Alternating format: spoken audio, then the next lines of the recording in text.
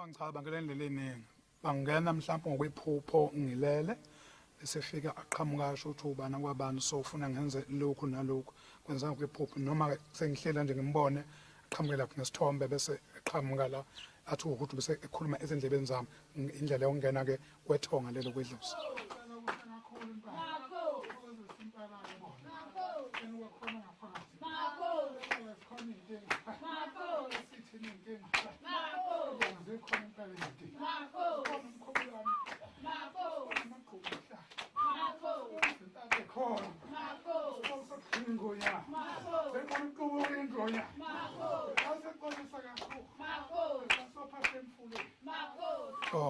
Aqala abafika la mazuzu bethanda ukuhlala endawo bathanda indawo yayinhle ngoba inezihlahla ezinhle namanzi nemfulo kuhlukahlukene so into abayithanda ukuba abantu bangakwazi bakhe bangakwazi ukukhulisa izingane zabo nekusasa labo so ngoba khona ihlahla bekwazi balime emhlabathini bathole ukudla bakwazi futhi ukuthi bafuye izinkomo belambe bahlabe inyama ilokho abakuthanda ukuthi indawo bangakwazi ukuhlala kuyona ngoba qala bebekwazi amanzi bezulu bekadelina ingabikho izimo ezinzima kakhulu so bakwazi ukuhlala nezihlahla bephila ngezihlahla izithelo sasendle bakwazi ukudla zona bakwazi ukuthi baphile kahle.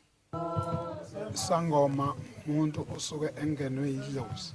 Idlozi suke kuyinina idlozi ngabantu umuntu asebashona bese bezongena ngokwemoya. Umsebenzi wesangoma ukuthi ukuhlolela umuntu ukutshela umuntu inkinga anayo suke ngayazi ukuthi ngabe unani mhlawumbe ukuhlola umuntu uma egule nesifo sisho ukuthi uphethwe yilokhu nalo.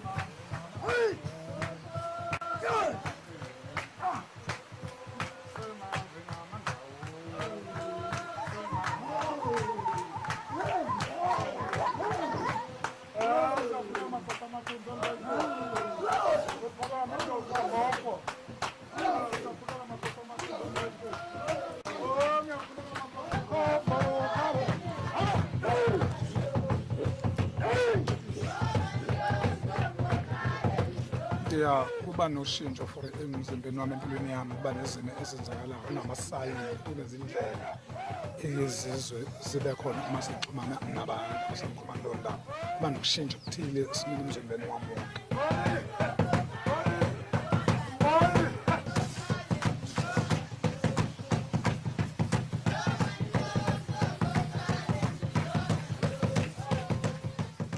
Ngingachaza ngokuthi kusho ukuba novalo ukwesaba ukuqala kakhulu leso umzimba wami wethuka benokuthuthumela komzimba futhi leso sikhathi ke sokhona ngilindele ukuthi khona izulu so akubi nandi akubi lula kubi kuhle kuba nzima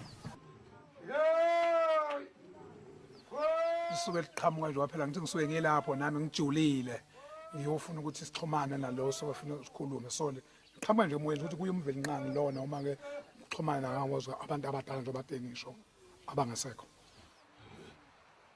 Hey! Hey!